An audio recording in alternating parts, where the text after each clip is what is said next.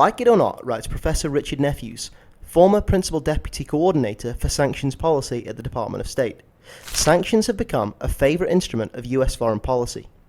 Sanctions, he states, are intended to create hardship, or to be blunt, pain, that is sufficiently onerous that the sanctions target changes its behaviour.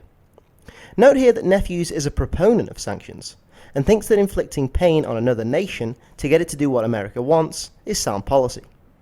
Later on in the book, Nephews talks effusively about suffocating puppies. No, not really, but the guy's clearly a sociopath. Anyway, let's take a look at some examples of sanctions and see how justified Nephews' views and the views of the US federal government really are. Why have sanctions been applied against Iran? And why are they still being applied today? Well, because the US doesn't want Iran to fabricate nuclear weapons. But hang on, you might be thinking. Doesn't the US have nuclear weapons? Yes it does.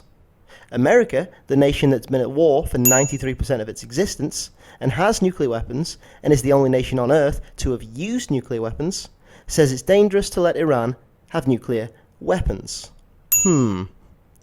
Harsh sanctions have had an impact on all branches of the economy, but are increasingly affecting vulnerable patients as deliveries of medicine and raw materials for Iranian pharmaceutical companies and medical equipment for hospitals are stopped. Read a report published in the Iranian Journal of Public Health in 2014. 4 years after Obama first slapped on sanctions against Iran for daring to comply with America's fake proposal. That's 100% true, go and look it up. That's how America rolls. Makes a one-sided deal in favour of itself, rejects that deal for no real reason, then sanctions the party who agreed to the terms of the deal in the first place, just 'cause. The report concludes by stating that it is crucial to take action today to prevent another humanitarian disaster. Immediate appropriate actions of both Iranian authorities and the international community can help save thousands of lives. Luckily, in 2015, after toying with the Iranian people for 5 years, Obama signed the Iran deal. The Iranian government promised to reduce its uranium stockpile to zilch, limit the level of uranium enrichment, and limit R&D to a single facility which would be closely monitored at all times by the IAEA. And in return, the US promised not to sanction them. Sort of seems like one of them got a bit of a bum deal there. Anyway, Iran followed the deal to the letter until 2018 when Trump unilaterally withdrew from it. Because, I don't know, and slapped on a bunch of maximum pressure sanctions, his term. Since then, thousands of Iranian civilians are thought to have died due to being unable to access life-saving medicines, and most of the sanctions are still in place as of this video being published, despite the change in face. A Human Rights Watch report published in 2019 states that, as a result of the sanctions, Iranians' access to essential medicine and their right to health is being negatively impacted, and may well worsen if the situation remains unchanged, thereby threatening the health of millions of Iranians. It also notes that, on several occasions, US officials have indicated that the pain US sanctions are causing for ordinary Iranians is intentional, part of a strategy to compel Iranian citizens to demand their autocratic government to change behaviour, a recipe for collective punishment.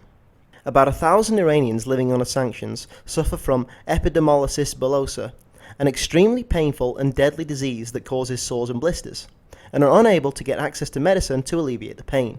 30 sufferers of the disease have died as a result of sanctions, and survivors' lives have been made interminably worse. The condition of sufferers of leukemia, epilepsy, heart and respiratory problems, and multiple sclerosis have also worsened. Food insecurity has increased too, with 60% of households becoming food insecure in certain regions of Iran as a result of rampant inflation caused by the sanctions. A Virginia Tech economist estimated in 2020 that sanctions had taken the lives of between 13,000 and 25,000 Iranians within the first 6 months of the coronavirus pandemic. This year, Special United Nations Rapporteur Elena Doan urged the Biden administration, which has expanded the number of sanctions since Biden's inauguration, to end the campaign. She stresses that food and medicine exemptions are ineffective and nearly non-existent, and that the sanctions have created serious impediments to the enjoyment of the right to the highest attainable standard of health by all Iranians. Hassan Ismek, writing for Foreign Policy magazine, asks, Can US President Joe Biden, US Congress, and European leaders sleep at night while an entire people die of hunger, oppression, and marginalization just because politicians want to be seen as doing something tough to oppose the Syrian government? Apparently they can. Quite shamelessly, Secretary of State Antony Blinken told journalists at a joint press conference this year that the United States flat out opposes the reconstruction of Syria and will not lift a single sanction until a diplomatic solution favourable to the US is reached. The US Treasury has blocked investments, exportation of Syrian goods or services, and international financial transactions. Blanket proscriptions that lead to excessive caution or overcompliance by banks and companies, wary of US censure. The sanctions, writes Ismek, have brought starvation, darkness, plague, misery, robbery, kidnappings, and the destruction of a nation. International aid no longer reaches Syria to the extent it did previously because many agencies fear falling foul of Trump's Caesar Act. 12.4 million Syrians are food insecure in 2022, owing to the war fueled in part by the United States, to the brutal sanctions that are being needlessly applied. Not only are the sanctions cruel and pointless, they are also counterproductive. They increase the number of refugees fleeing to Europe, and they act as a recruitment drive for terrorist cells in the region.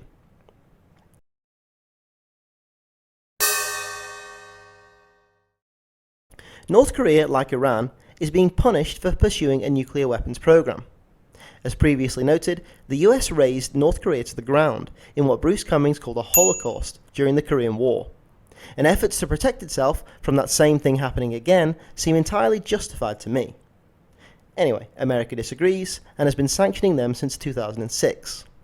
Christine Ann, founder of Women's Cross DMZ, a global movement to end the Korean War, estimated that nearly 4,000 people died in 2018 as a result of the delays caused by the sanctions of materials and aid coming into North Korea, as well as the funding shortfalls. As of 2022, owing to the continuity of the sanctions, we can assume that 15,000 North Koreans may have died as a result of aid disruptions and food insecurity caused by the program. The intermittent application of the sanctions going back 70 years has undoubtedly killed many thousands more. Entirely pointless and seemingly ineffective. Unless the objective has always been to be a genocidal dick. In which case, spot on. Well done, America.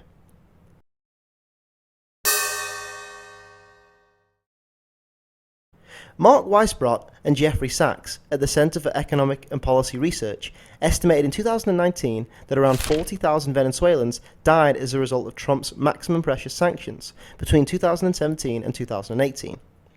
The Treasury has eased the campaign somewhat in 2022. Nevertheless, most of the sanctions remain. Some people like to say that Venezuela's economic hardships predate the onset of the sanctions. But so fucking what? How is that an argument for keeping them? Economic mismanagement under Maduro has created a crisis, so let's make it worse? The United States embargo of Cuba, officially imposed since 1962, constitutes the longest and most extensive system of unilateral sanctions applied against any country in modern history, writes Dr. Helen Yaffe, Professor of Economics and Social History at the University of Glasgow. It is an act of war, a violation of human rights, designed to obstruct Cuban development, to undermine its example as a revolutionary alternative, and to intentionally cause suffering amongst the Cuban people. Over the years, a complex web of overlapping legislation, she writes, has been formulated in order to punitively and increasingly constrict the state of Cuba. In 1992 and 1996, the embargo was codified into law, meaning that only Congress can abolish it.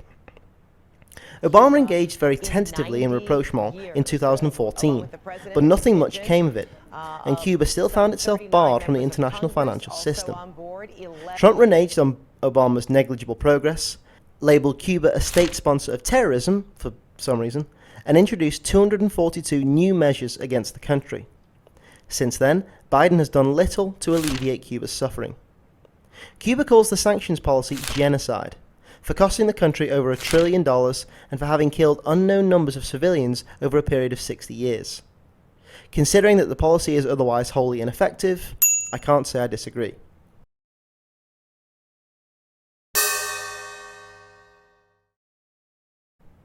Today, Afghanistan is facing one of the worst humanitarian crises the world has ever seen. thanks in large part to the destabilization caused by the US invasion. Half of the population is suffering from crisis and emergency level food insecurity.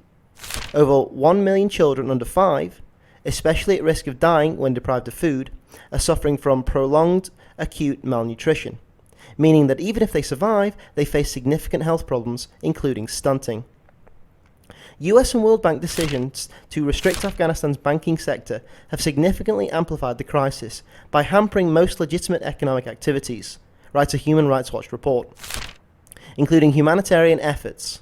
The Central Bank of Afghanistan is unable to carry out basic central banking functions, including holding currency auctions, importing banknotes, and processing or settling legitimate commercial and humanitarian transactions.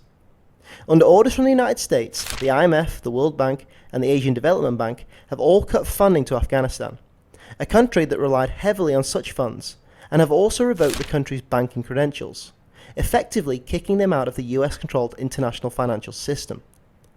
On top of this, the US seized $7 billion in assets last year belonging to Afghanistan, exacerbating the unfolding humanitarian crisis, and last month decided to funnel half of those stolen assets to 9/11 victims in the US. That'll show Afghanistan, a country that had nothing to do with 9/11. It's like poetry. Sanctions are a weapon of mass starvation, a silent and prolific killer. The number of deaths runs into the millions. Sanctions during the 1990s against Iraq alone caused over 1 million deaths. This sort of human rights violation might pass under the mainstream radar, but it is far and away one of the worst crimes being committed internationally today.